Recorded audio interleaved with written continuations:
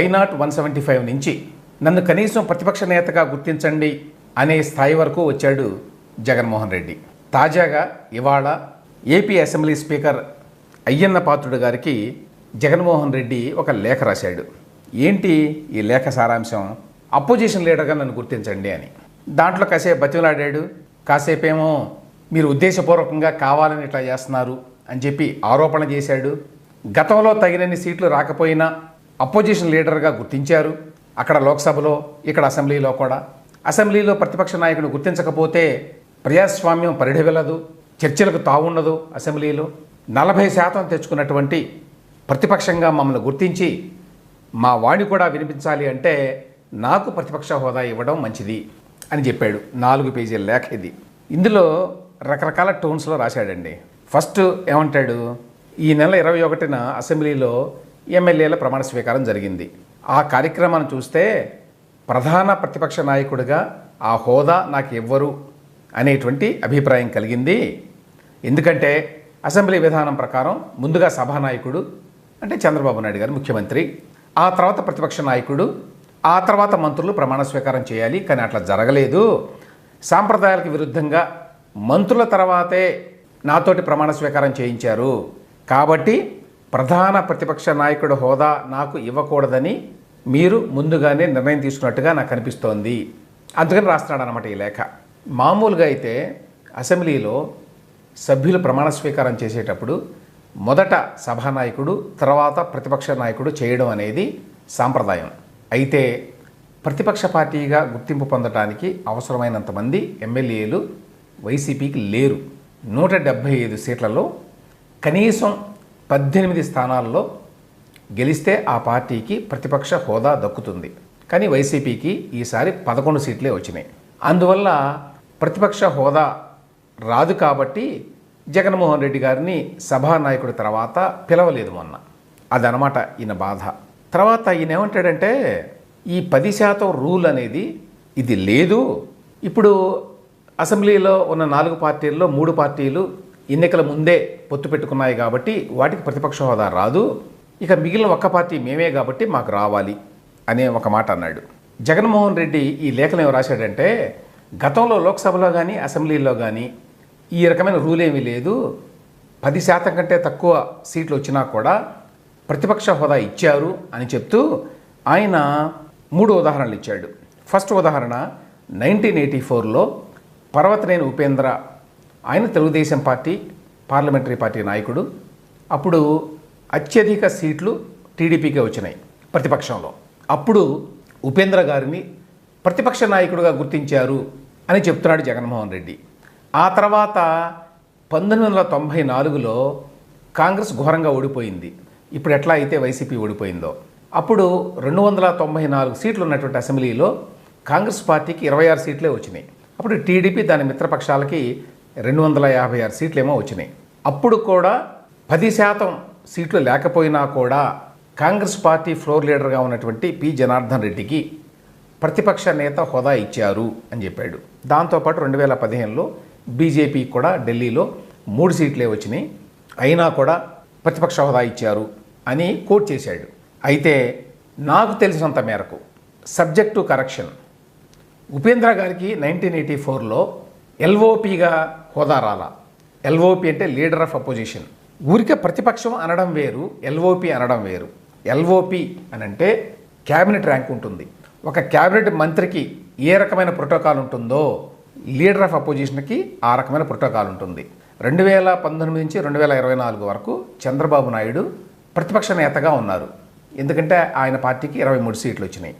ప్రతిపక్ష నేతగా ఉండటము అంటే ఏంటి, ఆయన గవర్నమెంట్లో ఒక మంత్రికి ఉండేటువంటి ప్రోటోకాల్ ఉంటుంది, ఆ సౌకర్యాలు ఉంటాయి, ఆ రకమైన సెక్యూరిటీ ఉంటుంది. అంతేకాదు అసెంబ్లీలో కూడా వివిధ కమిటీలు వ్యవహారాల్లో కూడా ప్రతిపక్ష నాయకుడికి ఒక సే ఉంటుంది. అది వేరు, ఊరికే ప్రతిపక్ష పార్టీగా గుర్తింపు పొందడం వేరు. అంటే అపోజిషన్ గ్రూప్ అని గుర్తిస్తారు. ఒకవేళ తగినన్ని సీట్లు రాకపోతే ప్రతిపక్షానికి అపోజిషన్ గ్రూప్ అంటారు. నాకు తెలిసినంత మేరకు 1984లో తెలుగుదేశం పార్టీ అపోజిషన్ గ్రూప్గా ఉన్నది పార్లమెంట్లో, లోక్సభలో. అంతేగాని అపోజిషన్ పార్టీగా లేదు. ఉపేంద్ర గారు ఎల్ఓపిగా లేడు. అదేవిధంగా 1994లో కూడా కాంగ్రెస్ పార్టీ ఫ్లోర్ లీడర్ అయినటువంటి పి జనార్దన్ రెడ్డి ఎల్ఓపి కాదు. అప్పుడు కూడా కాంగ్రెస్ పార్టీని అపోజిషన్ గ్రూప్గా గుర్తించారు, కానీ ఆయనకి క్యాబినెట్ హోదాతోటి ఆ ప్రోటోకాల్ తోటి ప్రతిపక్ష నేతగా ఆయన్ని గుర్తించలేదు, ఆ హోదా ఇవ్వలేదు. ఇక 2015లో ఏమైందో తెలియదు. మరి బీజేపీకి ఢిల్లీలో 3 సీట్లు వచ్చినా కూడా ప్రతిపక్ష హోదా ఇచ్చారని చెప్పి రాశాడు ఈయన. కాబట్టి ఈయన ఇచ్చినటువంటి ఎగ్జాంపుల్స్లో 2 ఎగ్జాంపుల్స్ అయితే నాకు తెలిసి ఖచ్చితంగా కరెక్ట్ కాదు. ఇన్ఫ్యాక్ట్ 2014లో కాంగ్రెస్ పార్టీకి చాలా తక్కువ సీట్లు వచ్చినాయి. అంటే ప్రతిపక్ష హోదా కూడా ఇవ్వడానికి తగినన్ని సీట్లు రాలేదు. 44 సీట్లు అనుకుంటాను 2014లో. వచ్చినప్పుడు అప్పటి లోక్సభ స్పీకర్ సుమిత్రా మహాజన్ క్లియర్గా చెప్పారు, నిబంధనలు కానివ్వండి, సాంప్రదాయాలు కానివ్వండి, వీటి ప్రకారం చూసుకుంటే కాంగ్రెస్ పార్టీకి ప్రతిపక్ష హోదా ఇవ్వడం కుదరదు అని చెప్పారు. ఎందుకంటే 10% సీట్లు రాలేదు అని.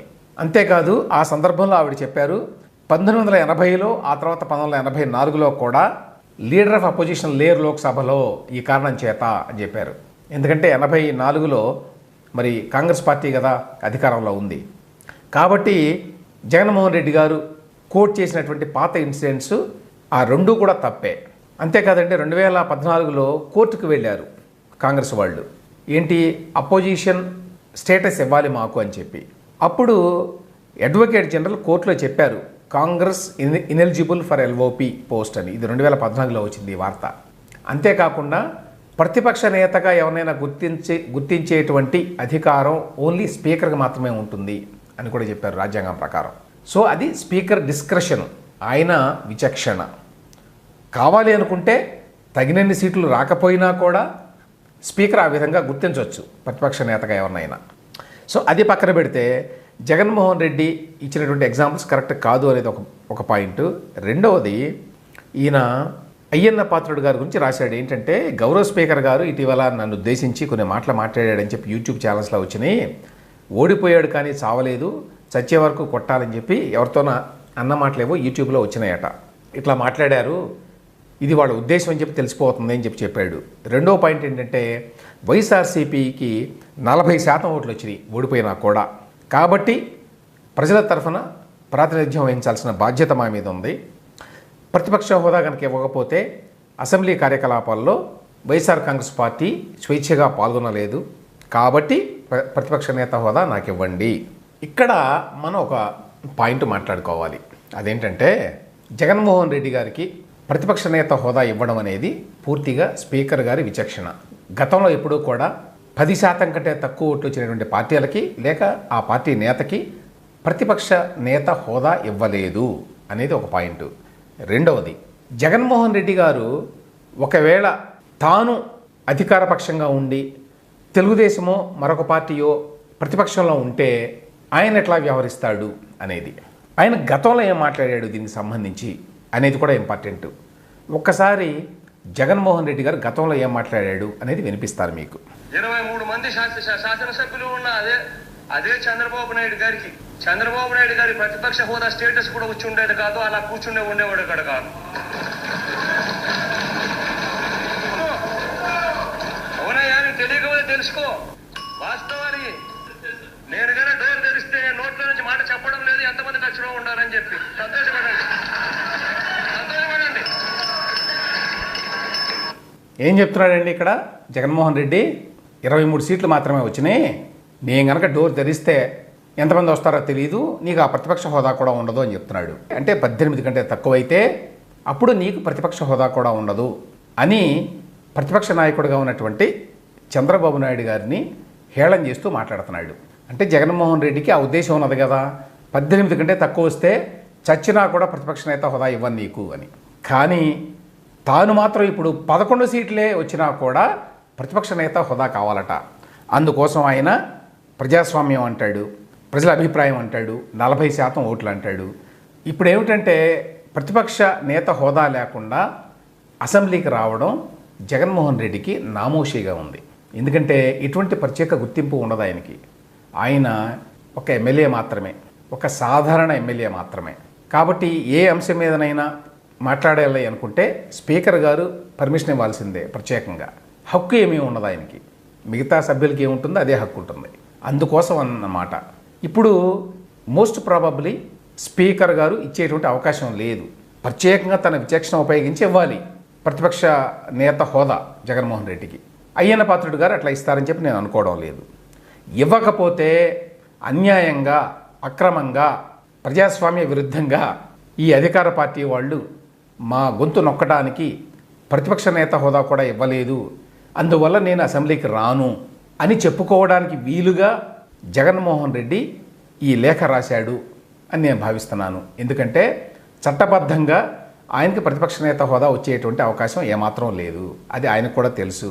అయినా కూడా ఇంత డీటెయిల్డ్గా 4 పేజీల లేఖ లారీ చేత ఎందుకు రాయించాడు అంటే, తద్వారా నన్ను గౌరవించలేదు కాబట్టి, అంటే 40% ప్రజల వాయిస్ను గౌరవించలేదు కాబట్టి నేను అసెంబ్లీకి రాను అని చెప్పుకోవడానికి వీలుగా ఆయన ఈ లేఖ రాశాడు అనేది నా భావన.